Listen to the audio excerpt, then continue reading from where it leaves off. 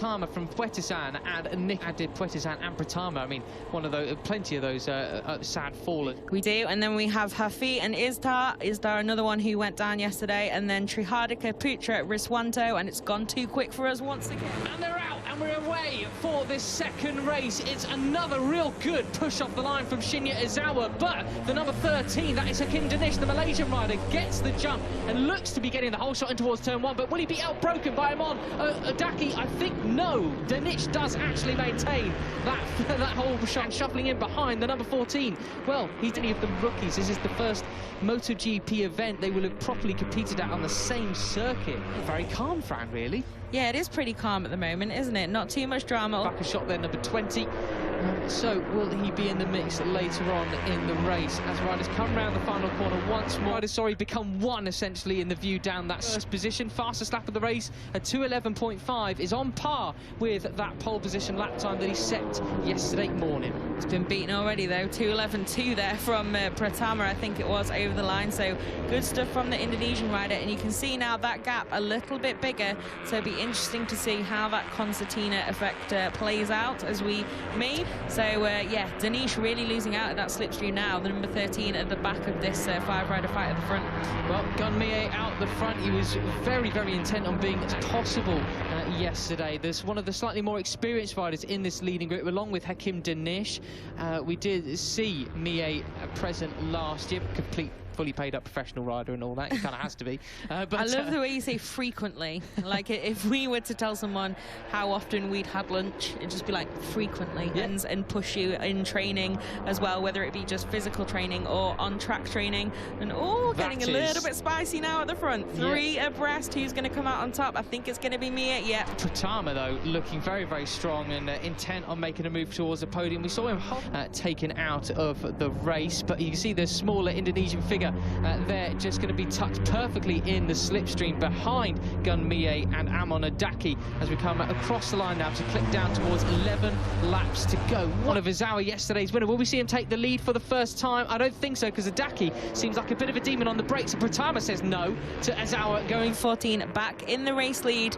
But yeah, Pratama looking very, and I know a lot of people hate this word, racy. They're in second place. The number 7 really hustling to try and find a way through, and he has done it, looks like, already. He's really done his homework overnight, hasn't he? This is the Pratama taking the lead. The whole of Indonesia goes wild for their young rider in the this group. They have very usefully coloured helmets with the bright orange and bright yellow. So yeah, so great job again then from the Qatari wildcard to be in the same postcode as these guys.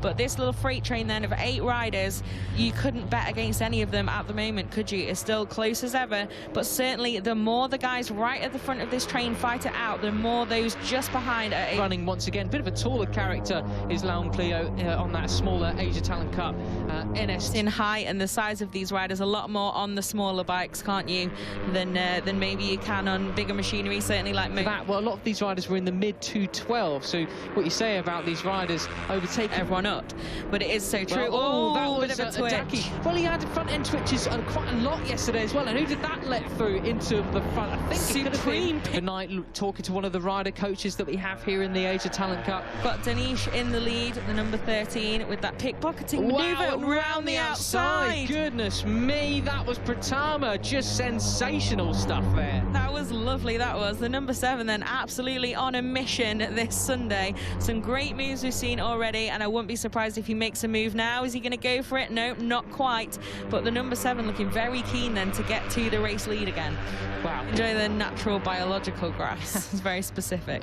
Is Pratama going to go for the lead here? Wow, no. That was near a bit of a side swipe for Adaki. Yeah, number 7 then, not quite through into that race lead, but looking like he's ready to make all sorts of moves is the Indonesian.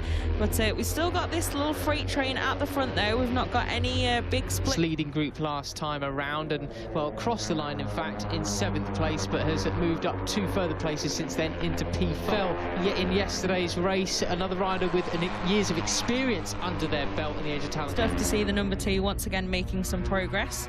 Well, we're coming down towards 1 lap to go, and it'll be the sets of races in Indonesia being so close. The Age Talent Cup riders will be staying in Qatar because, of course, a variety of quarantine rules in their home country. But Pratama again, he just looks so impatient to get past, but then ultimately doesn't quite go for it. Maybe just trying to pile. So watch Pratama in the slipstream there. Will it be enough to make the overtake before the checkered flag? Called set by Naku at Puvapat back in 2015 as well. Pratama looking for another route, possible route around Adaki in towards turn 10. Reverse the order come the end of the actual race itself as Pratama makes a mistake into that final turn, lost a lot of drive and a lot of places with it as well. Wakamatsu nearly shares some paint with the Indonesian rider. They're neck and neck now along with Al Sahuti. But okay, here we are. This is what the Age of Talent Cup's all about. Maybe that's the best line down, I think, and Danish, and there's all sorts of swapping going around.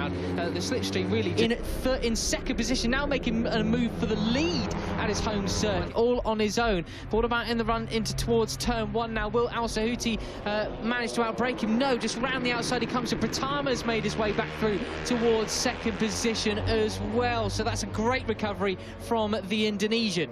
Yeah, he's just it wasn't by much, it was by 0.031, but if he is in that position on the final timer, then it's as you were before that drama for the Indonesian rider, back in second place, and Al Sahuti still very much in the mix in third there to play for, isn't it? Yeah, this is it then. 4 laps to go. This is when the tone of the race really starts to change. The moves and the lines start getting a little bit more frantic. We'll see what the lap times are this time around as Pratama just swarming all over the back of Adaki, the 2 rookies. Although we've had Pratama competing in the Mandalika races last year in the for the number 2 there, just in the back of this group with the yellow helmet, and he also yesterday that Adaki comes from the Shinya Nakano team, so yeah, got some pedigree already coming into this season. But the number 14 then still in the lead by turn 1 as well this time around, not just over the start finish line. So corner and not get attacked like he was yesterday, but that's a big if, isn't it?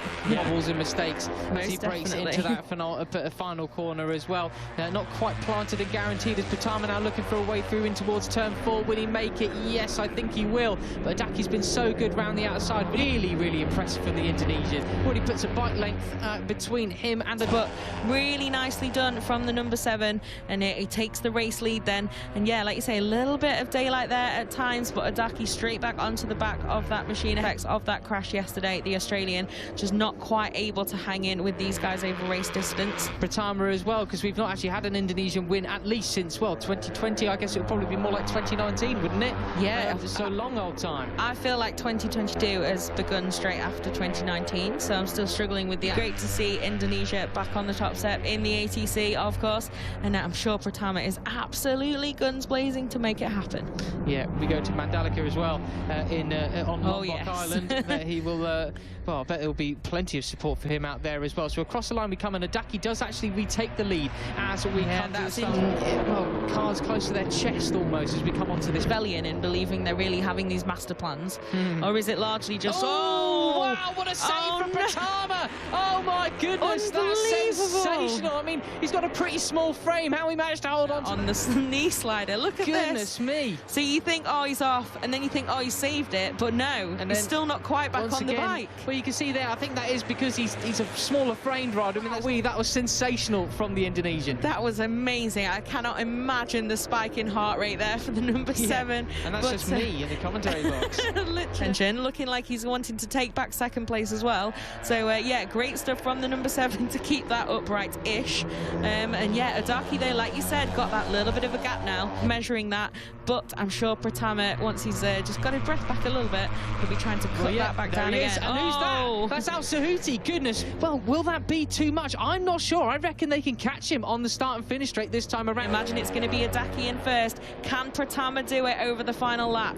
Yeah, well, the one thing that done, but Pratama is closing in on this final lap. Then Al Sahuti throwing absolutely every turn 3. He's been completely swamped, and Pratama's getting swamped as well by Al Sahuti. He's absolutely on one. He really wants his victory, but he goes wide, and it looks like they're going to let Adaki get away with it. I think they are. I think that's probably over in second. second, but yeah, a little bit wide. That's just allowed a couple of guys to get back past. What has the Qatari rider got? Like you say, he created drama. He is home and dry, but this second place, third place, who? Final few corners. Just 2 corners to go after this one then. Qatari versus a Malaysian versus an Indonesian and then a Japanese rider looking to pick up any sort of this second race. Adaki is clear. Al Sahuti up the inside. Dinesh just behind him. Who will get the run to the line? Who will get the drive out the corner? Will the smaller frames win out over the larger ones? It's going to be glory for Adaki. He's sweeping over to make sure nobody gets him on the slipstream. He will take the victory, but who will get second place? Could it be the Qatari? It's Al Sahuti.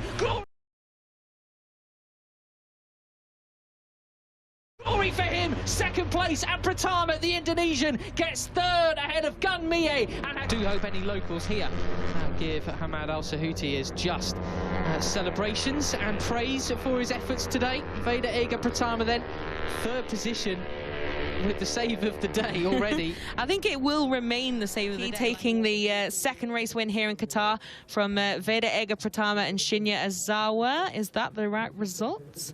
It is indeed. Hamad Al Sahuti, Pratama, Fuetisan Putra and Trihardika there in 9th place. But yeah. To the line then, he's absolutely, not much of a deficit. His top speed was actually fast.